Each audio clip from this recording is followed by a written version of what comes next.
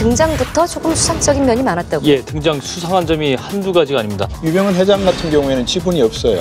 유병헌 회장을 중심으로 해서 예. 아까 제가 말씀드린 정경환 씨가 있고 또 이런 인맥을 유지하기 위해서는 뭐가 필요하겠습니까?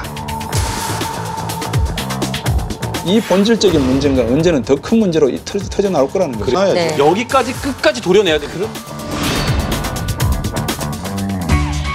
세상의 모든 이슈를 돈으로 푼다. 이슈 토크 전. 세월호 참사 이후에 청해진 해운의 실소유주인 유병헌 전 회장 일가에 대한 이야기가 끊임없이 나오고 있습니다. 그의 막대한 재산에 대해 각 계열사들의 압수수색도 이루어지고 있고요. 횡령과 배임 그리고 조세 포탈 등의 혐의도 조사 중입니다. 캐도 그 끝이 보이지 않을 것만 같은 유병헌 전 회장 일가의 비리 그 뒤에는 분명히 얽혀있는 정관계 로비가 있습니다. 자, 오늘 이슈 토크 전에서는 그 진실을 파헤치기 위해서 먼저 유병헌 전 회장의 얘기부터 시작해 보겠습니다.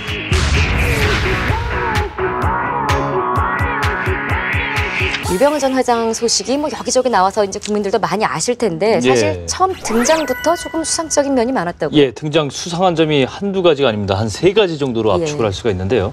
일단 거슬러 올라가죠. 1982년에 이 유병헌 회장이 알려진 바대로 세모그룹을 세웁니다. 근데 이게 배 회사인데 그 해운 회사인데 말하자면 강에다 띄우는 거지만 예. 해운 회사인데도 불구하고 이 조선과 관련된 기술은 전혀 없는 그런 회사였고요. 당시에 이제 경쟁 입찰을 붙였습니다. 이 서울시에서 관할을 했는데 이게 당시 라이프그룹이 승선요금 2,500원, 선문그룹이 3,000원, 대선조선이 2,900원을 써놨습니다. 그러면 이제 승선요금은 얼마 받겠느냐? 여기에 이제 이 부분인데 이게 조건이죠. 입찰의 조건인데 세모그룹이 이제 6,000원을 써냈어요. 그러면 상식적으로 봤을 때는 세모그룹 너희들 이렇게 승선요금 비싸게 받는다니까 아니다 해야 되는데 세모그룹이 낙찰이 됐어요. 그게 좀 수상하고요. 로비가 있었겠군요. 당시 이제 서울시장이 연보현 씨였는데 이 연보현 시장이 지시했던 것으로 알려졌고 그 또 뒤에는 전경환 씨와 친분이 있어서 그렇다. 뭐 이런 얘기도 나왔었죠.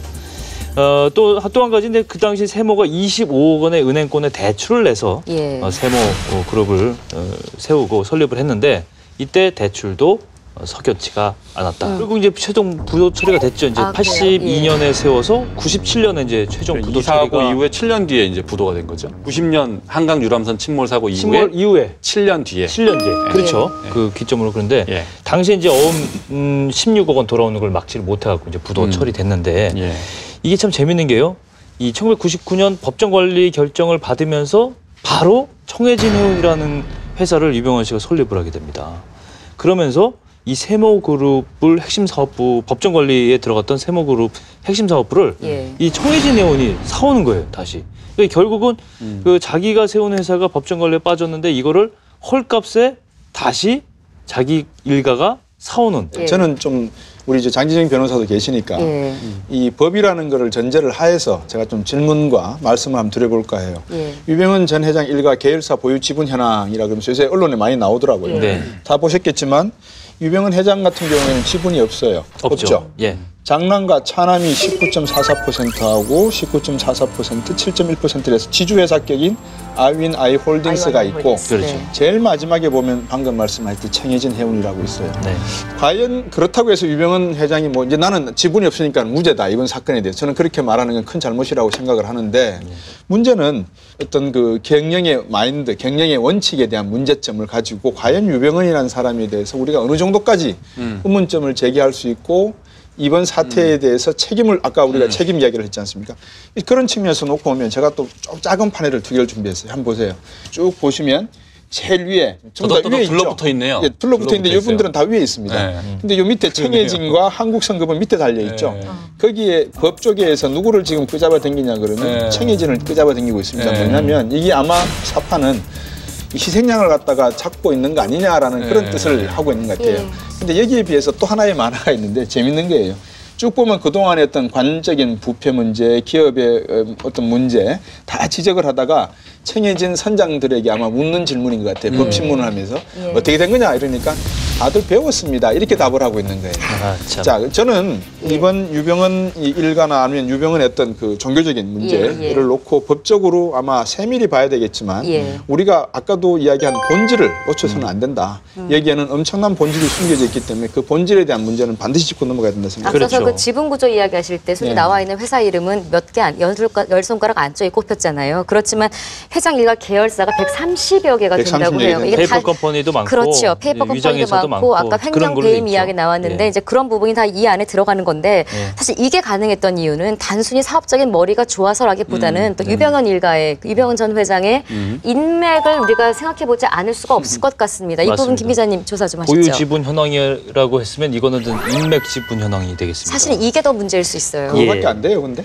아니, 대표적인 겁니다. 아까도 그거 다 나온 거 아닙니다. 그렇죠. 그 회사 외에 뭐 10배 정도 주요 인사들인가 보죠. 주요 인사들이 있습니다. 이번 유병헌 회장을 중심으로 해서 아까 제가 말씀드린 정경환 씨가 있고 또 유명 외과 의사 원장이신 또 그가 있고 이게 쭉 탤런트 뭐 연예인 그다음에 전북지사 수사국장 이용욱 씨 쭉 있어요. 이분들과의 그 평소 네트워크 좋게 말하면 이제 인맥 형성을 통해서 비호를 받거나 어떤 이득을 뒤에서 지지를 받거나 했던 정황들이 지금 검찰에 의해서 하나하나 밝혀지고 있는 거죠. 지금 보면 뭐 이 인맥은 아마 실제 인맥에 비하면 뭐 정말 조족지혈 그렇죠. 아주 극히 일부분일 텐데 아마 손을 안 뻗친 곳이 분야가 없을 거예요. 이런 인맥을 유지하기 위해서는 뭐가 필요하겠습니까? 이게 이제 정상적인 사업 관계를 유지한다 그러면 이제 이런 인맥 관리가 쉽지 않습니다. 그랬기 때문에 이제 기업들이 뭐 비자금을 조성하고 뭐 그런 행위를 하는 거 아닙니까? 이 지금 청해진 해운 같은 경우에는 구원파라는 종교 집단하고 또 연관이 있어서 거기서 또 그 헌금이 나오잖아요. 그 헌금이 유입됐을 가능성 뭐 이런 것 때문에 일반 회사들보다 조금 더 그 비자금 활용이 용이하지 않았을까 이런 생각이 듭니다. 어쨌든 그렇게 이제 형성된 돈을 가지고 이제 이 청해진 해운 그룹 유병헌 일가가 이제 로비를 하는데 지금 뭐 공시된 걸로만 보면 2009년 접대비가 14억 4천만 원을 쓴 걸로 돼 있습니다. 아니 14억 4천만 16억 못 막아서 부도를 낸 지가 뭐 그렇게 됐는데 14억을 접대비로 썼다고요? 2009년에 14억을 썼고 뭐 한 달 평균 1억 2천만 원 정도를 쓴 걸로 지금 공시가 됐어요. 근데 이건 이제 공시된 거기 때문에 실제 사용된 거하고는 차이가 있을 수 있죠. 실제 사용된 게 더 많겠죠. 이런 비용을 들어서 이제 이런 인맥 관리를 했다라고 볼 수 있고 참고적으로 청해진 해운이 작년 한 해에 그 직원 교육비로 쓴 돈은 54만 원이었습니다. 너무 상대적으로 차이가 많이 나는 부분이긴 한데 검찰 조사가 실제로 지금 이루어지고 있지 않습니까? 이 부분에 지금 걸림돌이 되는 게 과연 관련된 사람들을 소환하는 문제에 있어서도 외국에 차류하고 있고 뭐 연락이 닿지 않고 있고 여러 가지로 지금 불통되는 부분이 많이 있는데 이네들을 강제로 소환할 수 있는 방법은 없는 거예요, 장 변호사님? 뭐 차남이죠.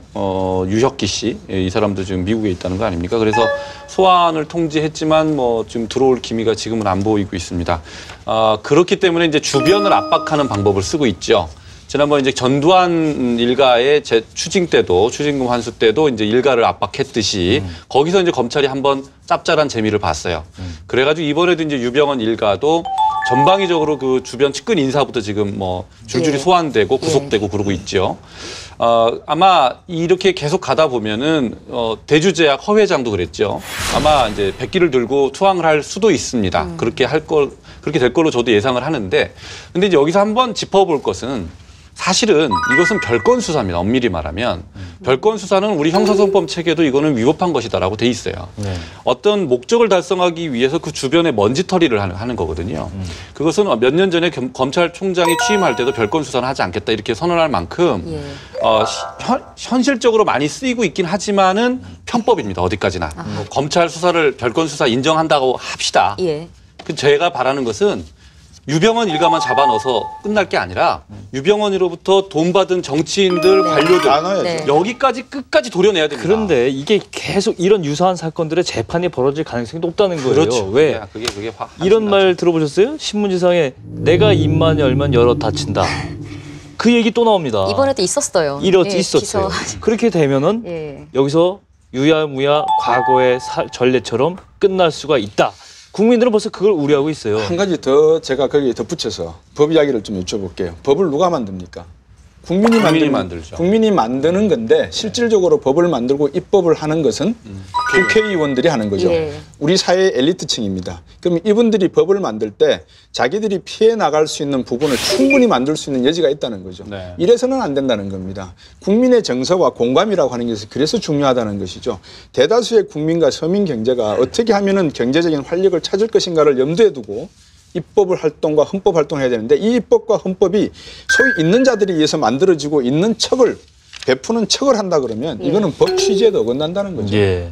사실상 뭐 이 소환의 불응 문제 이 부분을 논하기보다는 곽 박사님 말씀하신 대로 사실 근본적인 원인은 다시는 이런 일이 벌어지지 않기 위해서는 누구 하나 처벌이 중요한 게 아니라 본질적인 문제가 누구인지 본질적인 문제, 거기에 책임을 물어야 되는 게 정답이 아닐까 하는 생각이 드는데요. 말은 많이 나오는데 비중이 책임 틀리잖아요. 추궁하는 그렇죠. 자가 아무도 없다는 게 이제 문제인 거예요. 이 기회에 한번 해보자라는 게 거대 담론인데 지금 거대 담론은 이제 사라지기 시작했어요.